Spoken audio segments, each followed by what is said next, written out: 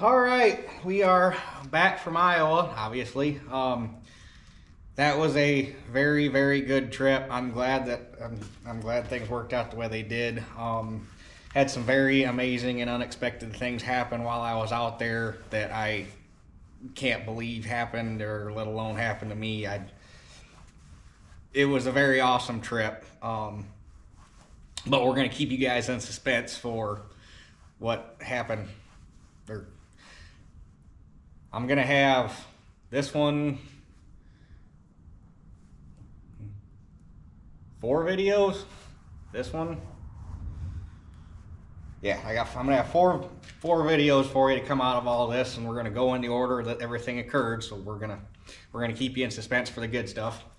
Although there's some good stuff that's gonna happen in this video, or good stuff that you're gonna see in this video. At least I thought it was good stuff.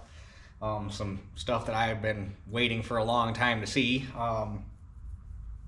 So our first stop on the whirlwind adventure of touring Floyd County, Iowa was the Floyd County Museum there in Charles City, which while I was out there, I got my parts manual for the 82 more rather than paying to have it shipped. I just got it while I was at the museum.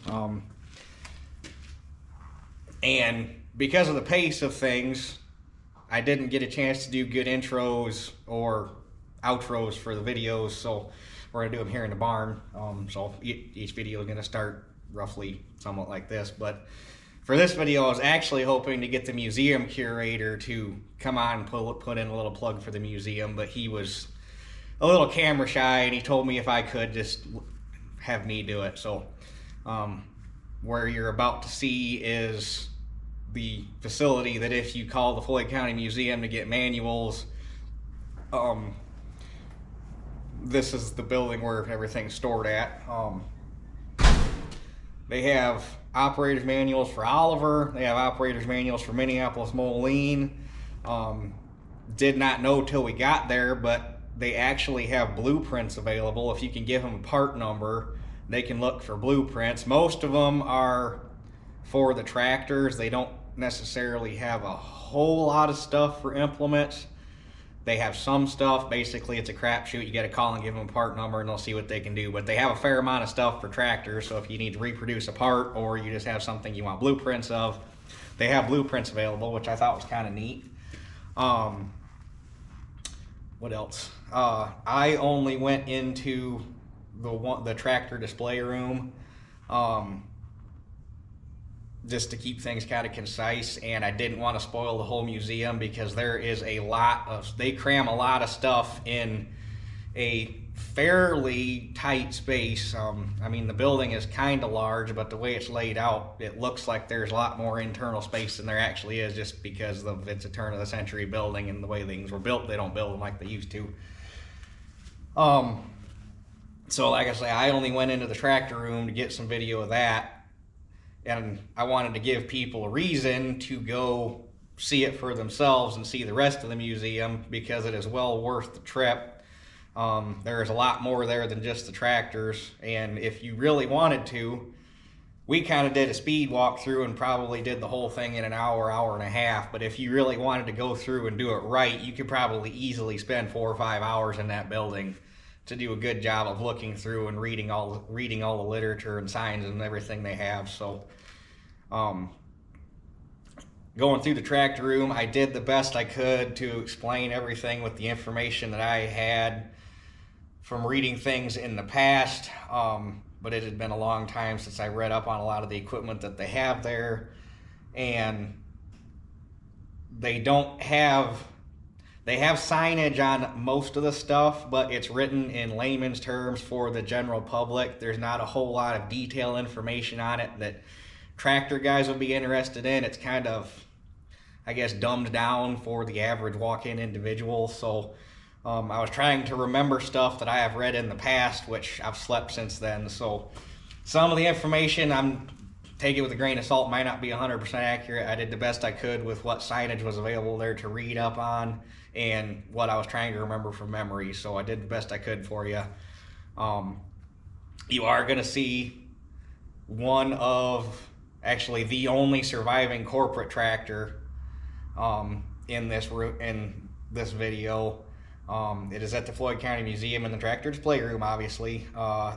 It is not, in the form that it is right now, it was never assembled as a complete tractor. Basically, how that came to be is a guy was looking around and stumbled upon this part of it, and another guy was stumbling around and stumbled upon this part. So it's actually not guaranteed. There's no way to disprove, but there's no way to prove that all of the parts that are currently making up the tractor were ever assembled together as that particular tractor. They may have been pieces of other tractors, but everything fits together to make a tractor. And I wasn't sure when I did the video what their ultimate goal was, but a couple days later I managed to talk to a guy that is a participating member there at the museum, and he said their ultimate goal is to have that tractor completely functioning, running, fully restored back to its condition that it would have been at the experimental lab at the plant. So that's their plan for that tractor. It will eventually run, which makes me super excited, because I don't even have to see it move. I just want to hear it run, to hear what that experimental engine would have sounded like, because that's what I want to know. But to see it running and driving would be great. So that's basically, I think, everything I needed to cover as far as introducing this video.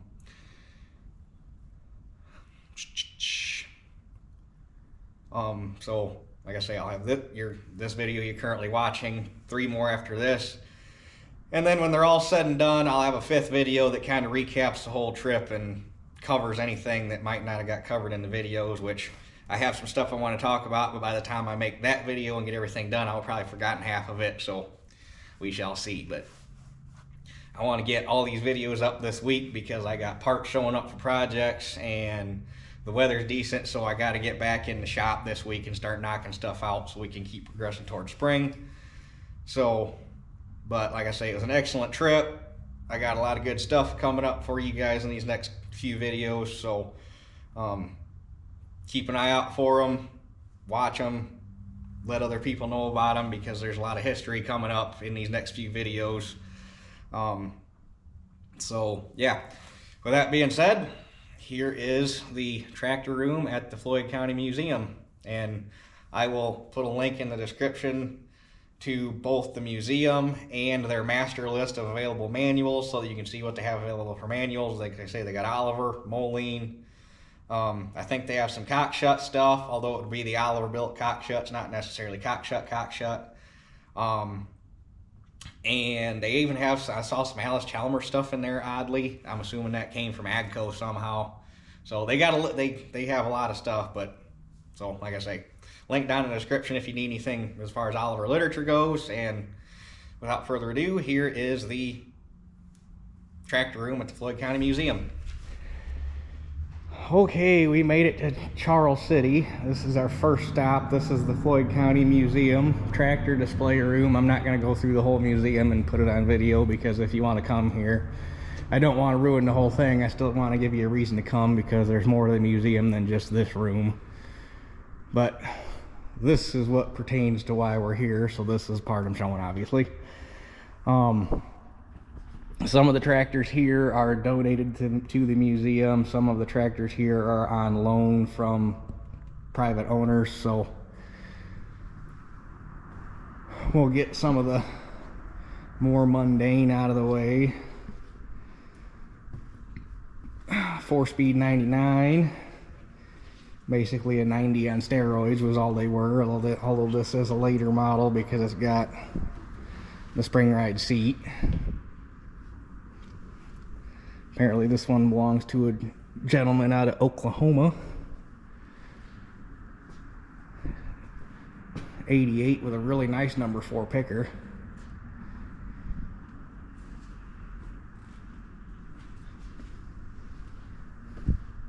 $16.55 front wheel assist. Looks like this one's been donated to the museum.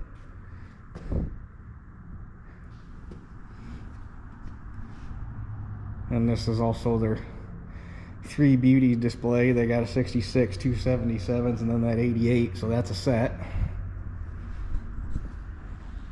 Oh, and then back here is an old horse-drawn Superior drill that is in really good shape. It's interesting, it's double disc, but it's double closing disc. That's interesting.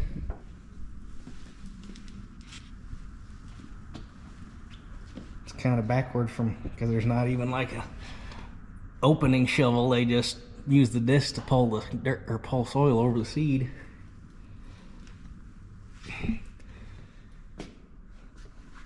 Well, apparently this is the switchboard out of the plant for after being installed on October 25th, 1948 at the reception room on Lawler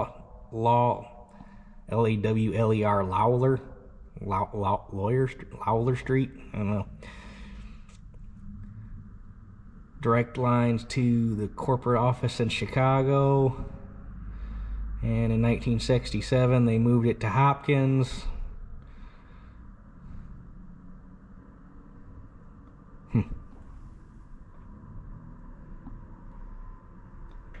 It was finally replaced by a modern telephone system in 1976. That's not a bad runtime. Then there's a Midas tire in here because there is now a Midas tire plant here in Charles City.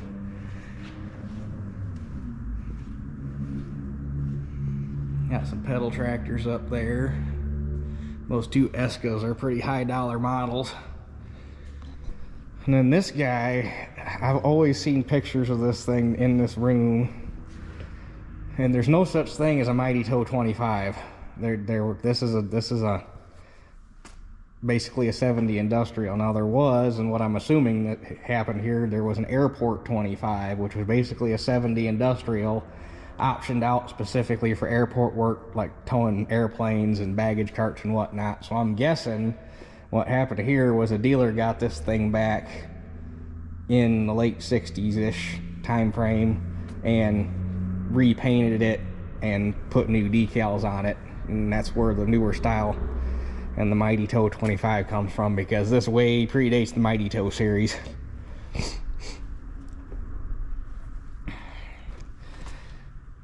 And then this is one of the 3 engines built for the XO121, which we'll see here in a second. There were 3 engines. One was put in a tractor. One was used to experiment here in the dyno room, and one was used to experiment at the Ethel Corporation, which was Oliver's partner on that project. And this one, we'll walk around the Super 55 here. I gotta remember what the sign said. This is the Charles City one.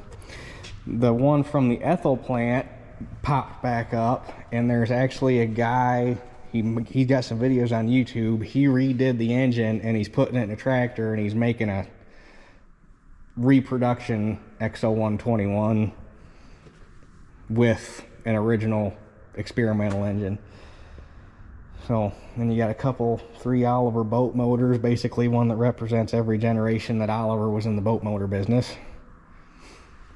And then this is a 9-inch howitzer shell that Oliver produced during World War I for the war effort. That's the, I guess at that point it still would have been Hartpar.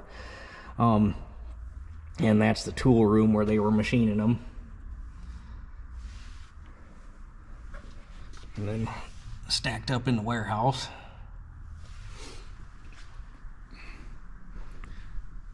Sign for the foundry office here in Charles City.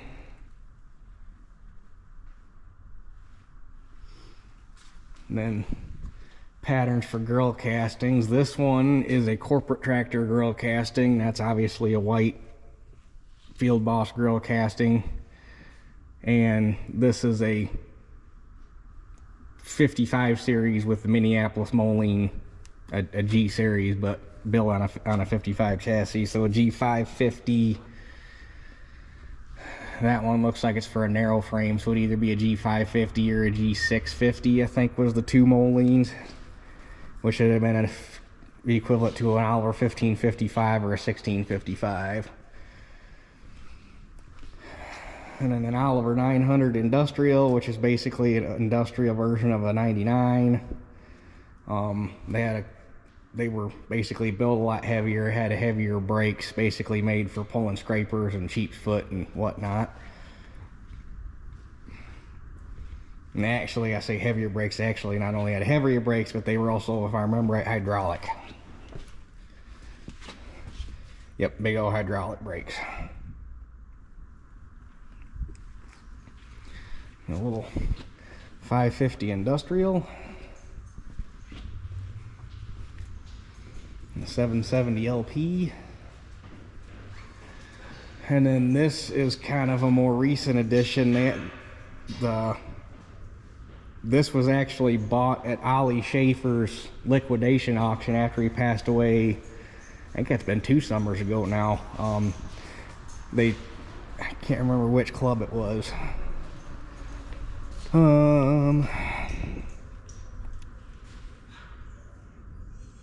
I can't remember. There was just a sign. I thought there was a sign on this thing to say which club, but basically a club got together and took a bunch of donations to get the money to purchase it at the auction, and specifically to donate it to the museum. And it looks like it's built out of 99 parts for the most part. Well, at least the rear end, it looks like it's got probably a 770 or 880 power unit.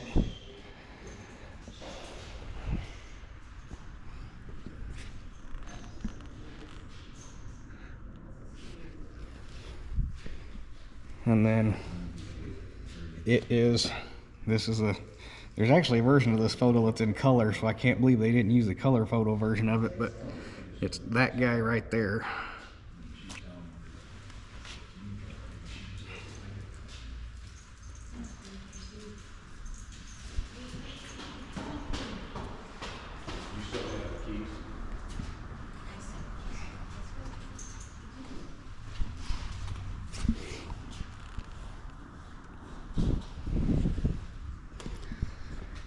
And then this is the XO121. Kind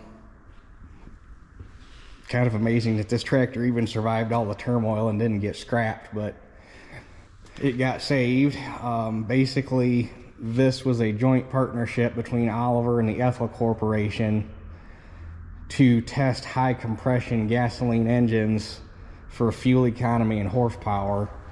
And basically, with a 4-cylinder engine with a 12-to-1 compression ratio, which is what the 121 stands for, that's experimental Oliver 12-to-1 compression ratio, they basically got in 1953 that little 4-cylinder to produce the same amount of power as a 6-cylinder in '88. So that was pretty substantial. And then I can't remember the fuel economy readings, but it did pretty good on fuel too.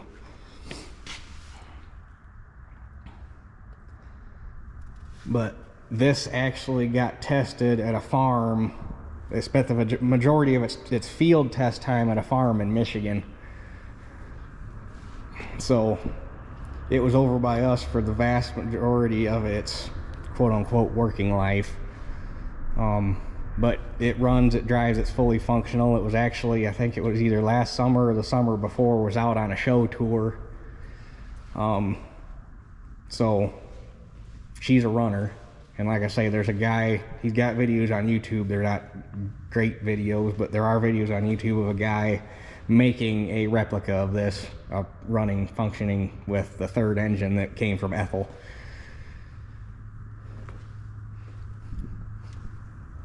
And then this is a half-scale mock-up of Heart Par number 1, which was that guy, which was the first tractor manufacturer. I think this one was,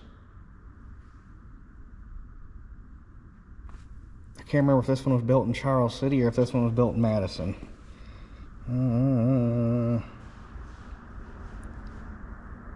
Nope, this one was built in Charles City. But this was the very first Heart Par. So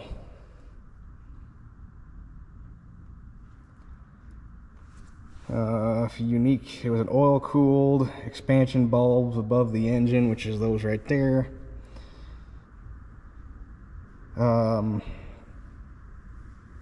Half-ton flywheel, 2 horizontal cylinders, 9x13 bore and stroke, rated at 30 belt and 17 drawbar horsepower, which by 1901 standards, well, that was a big tractor. And it was used at a farm at Clear Lake, Iowa until 1916 when it was scrapped. And apparently these are the only 2 photos left of it. So picture this, just twice as big. And then here you have the oldest tractor in the United States. This is horsepower number 3. And this was basically the first traction engine to be referred to as a tractor, because Charles Hart and William Parr were the ones that came up with the term tractor instead of traction engine.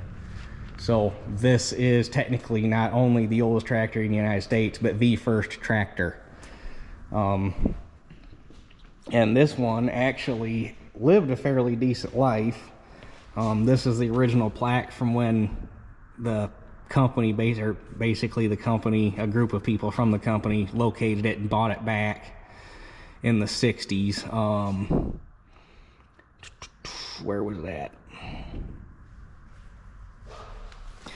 Yeah, it spent 46 years on the Gilbert Kirk farm at Dallas Center, Iowa, and then 5 years on display by a collector in Des Moines, and then it was purchased back by Oliver Management on May 2nd, 1964, and brought back to Charles City, and it's been here ever since. And when they brought it back, really the only thing that was missing off of it, it was still a complete running tractor. The only thing that was gone off of it was at some point it had lost its canopy. And it was displayed without the canopy for a while. There's actually pictures of it. And I'm actually kind of surprised that they don't have the pictures with it, because I've seen them on the website for the museum, but there's pictures of it being brought back. It would have to be right outside this wall here on a lowboy, being brought back right after they got it bought. So, and then this is a Hart Par 2040.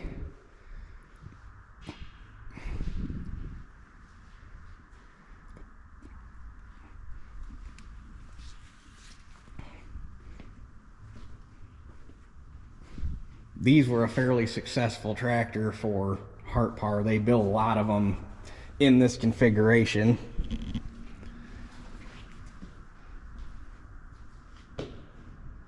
Both of these are runners too, by the way. They're still fully functioning.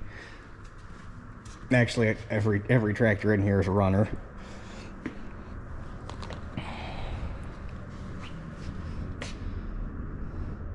And apparently, at some point, well, obviously during World War II, Oliver produced transmissions for, it says landing craft, so I'm assuming a Higgins boat.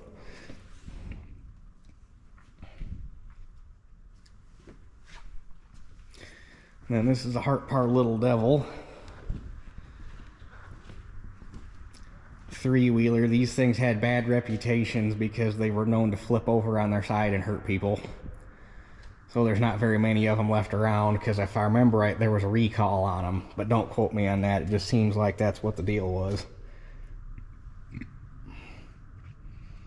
Trying to remember. So you got the horsepower rating.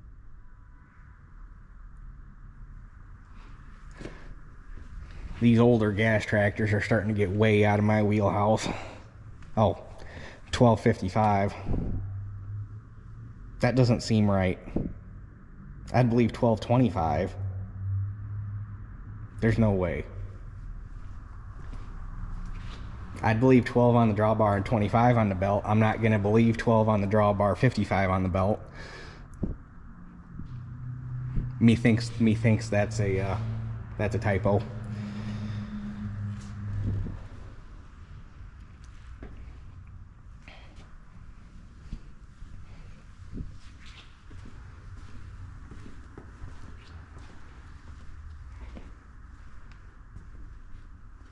And then a Hart Par 70, a corn and cotton planter, horse-drawn. Streamline 70. And then this is the experimental Planetary drive power shift drop box off of the A4T 1900 experimental tractor from the Moline plant. Anybody that was at Rantoul 2 shows ago saw this exact transmission and the reproduction tractor. Basically, I can't remember exactly how it came about. I don't know if they have any. Yeah, here we go. Found 2 transmissions in drop boxes, and this is how he found. Dad and I actually got to talk to the guy. This is how he found them. They had been bolted together, and they were, I can't remember, and we'll find out here in a second, but they were doing something to test them, and they had them bolted together, bell housing to bell housing, at O'Brien County Implement in Sheldon, Iowa. They had been purchased at an auction when White was closing the Minneapolis molding facilities. They're marked EXP2 and EXP3, and they were experimental test transmissions for the higher horsepower A4Ts with 585 turbo, HD 800, and 855 Cummins engines. The original transmission was maxed out at 145 horsepower. The amplitorque had been left out to reduce stress. Was designed to be a 2-speed amplitorque ahead of a heavy-duty 4-speed constant mesh transmission, which is this section here. So this is your amplitorque housing. This is the 4-speed transmission. And a 2-speed drop box. So there was a 2-speed shift inside the drop box as well, which is what this collar, that down there was your shift collar. So you had your power shift here, clutch to shift here, clutch to shift here. So it would have been a 16 forward, 4 reverse.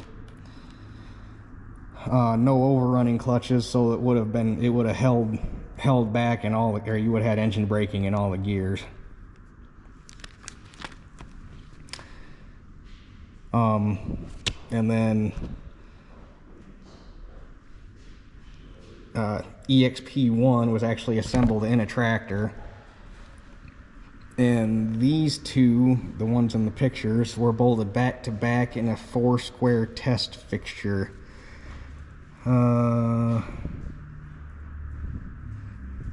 Basically, they were using them to torque test each other with 10 horsepower electric motors. And apparently when White closed the Lake Street plant in 1972, all work was stopped, and the experimental #1 tractor was converted to a test load vehicle. Apparently what's left of that tractor is still around.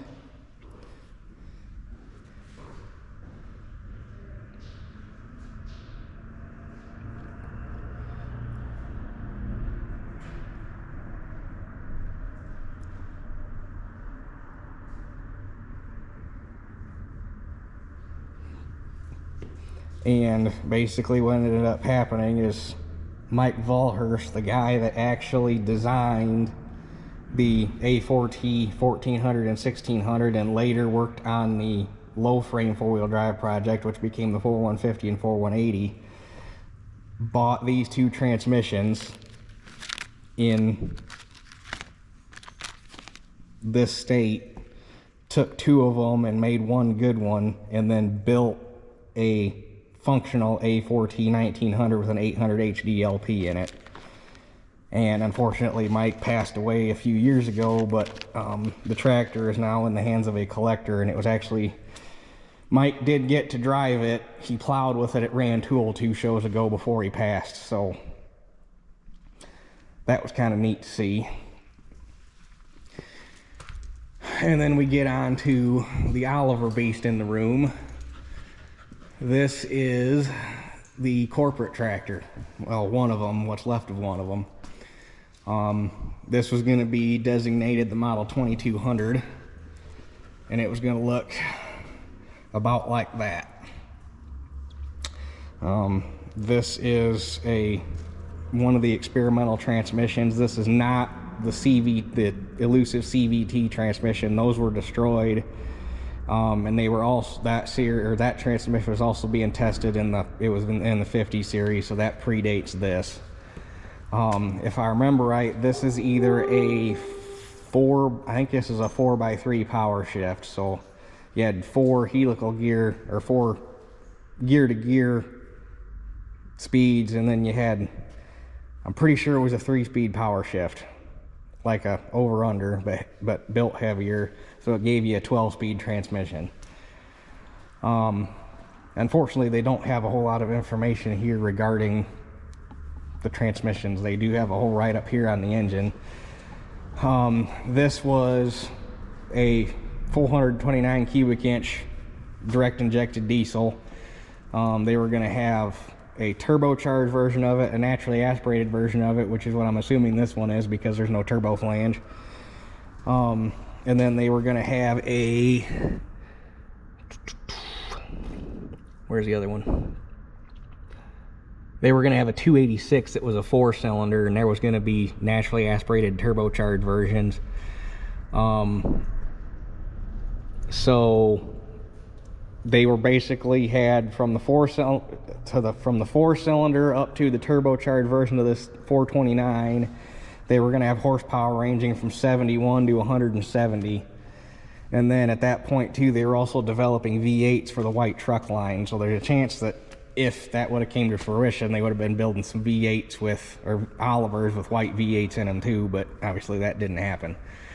And this particular engine survived because it stayed in a tractor. And if I remember right, it wasn't this particular tractor, because it seems like parts of this tractor were actually found in a junkyard. But don't quote me on that, because like I say, they don't have a very good write-up, and I'm trying to remember. It seems like they did an article on this tractor somewhere. It's just been so long since I've seen it, I can't remember. But basically the reason that this engine survived is because it was in a corporate tractor chassis that sat outside of the prototyping lab until 1980, and it got saved before it got scrapped. So, but they got the engine, they got a second, more complete prototype transmission. This is the prototype cab. You can tell that that's obviously a very prototype dash. And you can tell the rear end is kind of a mixture of Oliver and Moline parts. There's a little bit of a hodgepodge going on there. This, like I say, this was an experimental. And if I remember right, they were shooting for, on the production tractors, they were actually going to get rid of the outboard planetaries, and the production tractors were planned to have inboard planetaries with bar axles, if I remember, was the actual plan. But there were several variations of this prototype series built. There was this one, there was one that was mocked up as a narrow front, there was one that was mocked up as a front wheel assist. Obviously all of which except this one, I mean, I'm not going to say none of them don't exist. There may very well be one sitting in a junkyard somewhere that nobody knows what it is and nobody has found yet, but for the most part you can write all the other ones off as gone, and this is our lone survivor.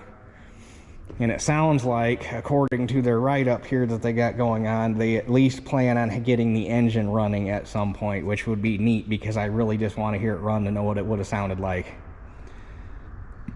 Because it's kind of odd that they got the injection pump on the flywheel end of it instead of up here in the front, and they got an external water pump. But this is one of them things where it would have been interesting. Oh, there is a turbo. So this one is a 429 turbo, because there's a turbo flange. That's heat shield.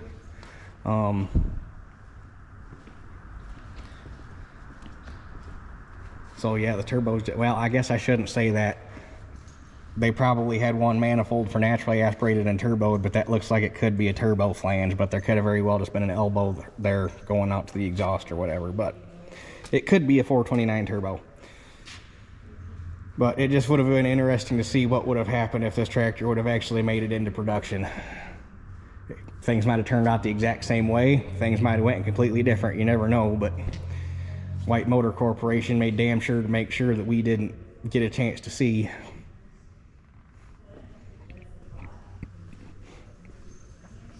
But it would be really cool if they can eventually get, I mean, I don't know the state of this transmission and rear end and know if there is enough there that this tractor will ever be fully operational, but it would be really cool to at least hear that motor run, to know what it would have sounded like one day.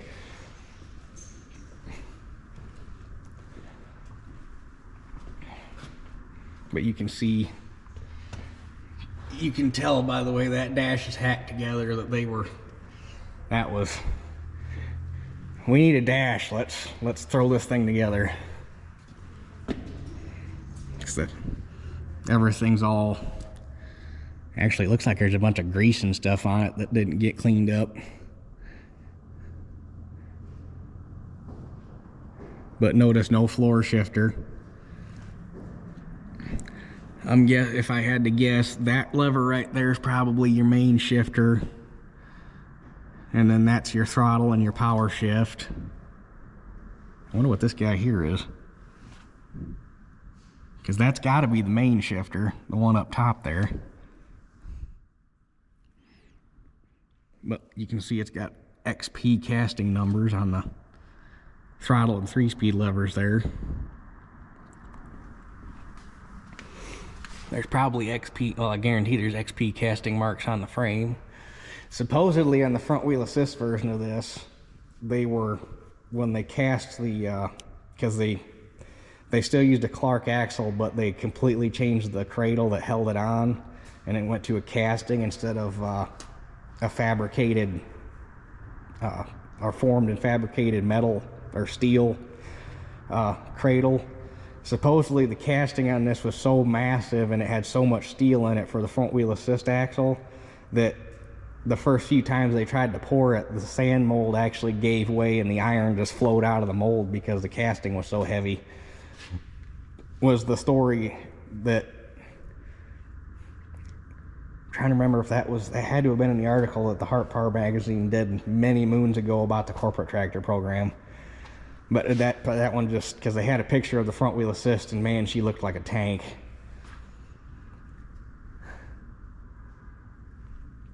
Which I'm actually kind of surprised that they don't have any actual pictures in front of this of the actual corporate tractor sitting on the lot, because there are pictures of a tractor that is basically this one, and it may very well be this tractor sitting at the Oliver lot in amongst 1955s and 1855s and what have you.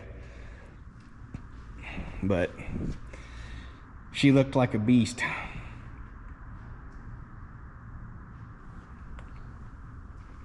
And then the final one in the room is, and this is the tractor that they actually use for pushing stuff in and out of here, but currently she's got a flat front tire, but this one's just a white 120.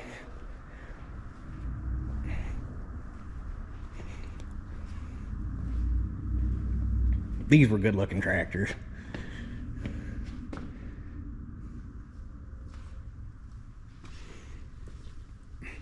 And then supposedly this building that we're in was they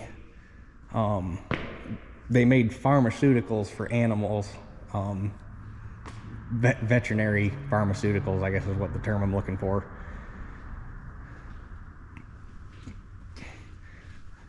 And I guess it's one of the older buildings in Charles City. But I guess before we wrap up here, we'll kind of see there's some stuff over here on the wall that I missed. Foundry office sign.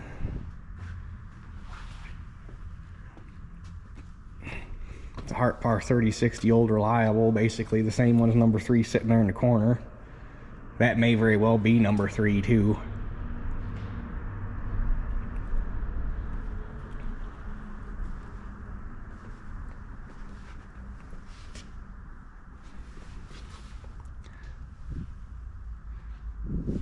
Oh, this must have been...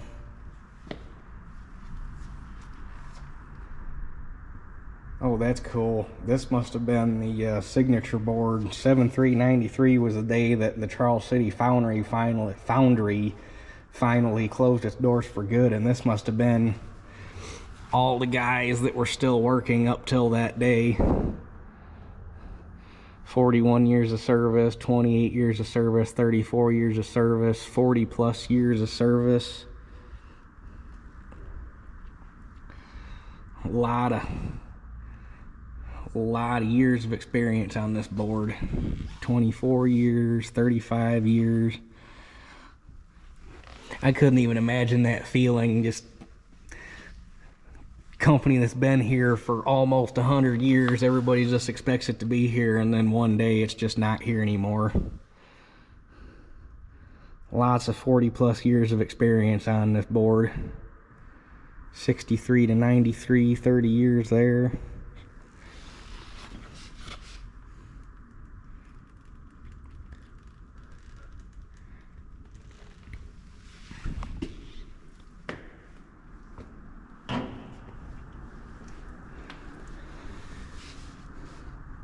Safety sign from the Fleet Line era. This plant has operated X days without a lost time accident.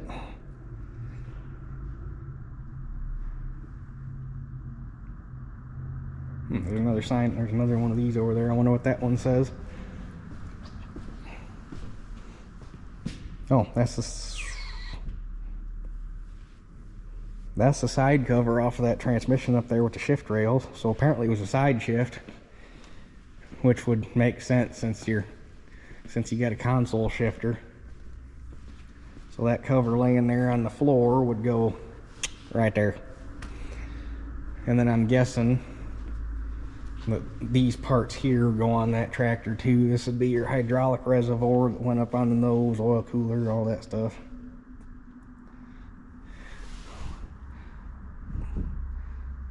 Yep, just more names. This is your overflow board.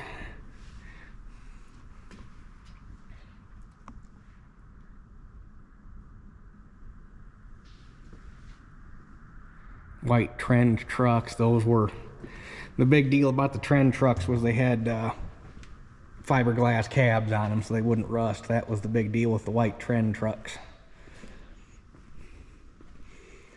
So anyhow, this is the tractor room at the Charles City Museum, or not Charles, the Floyd County Museum.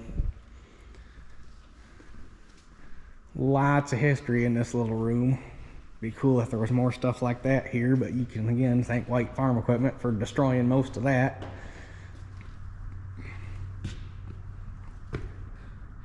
Got some White Farm wine glasses, some employee bulletins.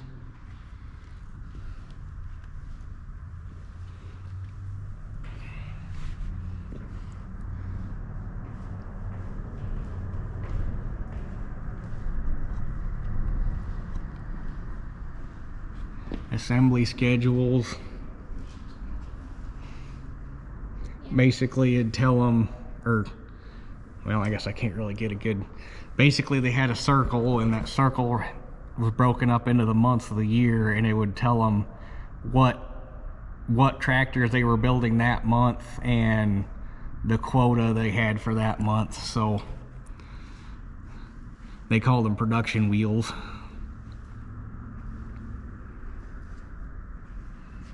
So like there in February, they had from the 1st to the 20th, they were building 1655s at 26 a day.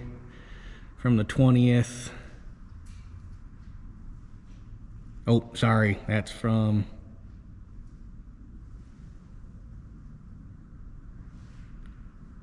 oh, sorry, January, the January's cut off. From January 1st to the 20th was 1655s. From sometime between the 20th and the 27th until February 6th was 1555s, 2255s, 1855s, G1355s, 1755s, back to 1655s.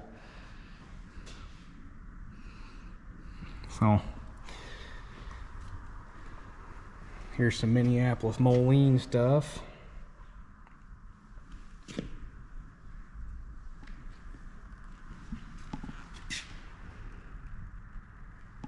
But anyhow,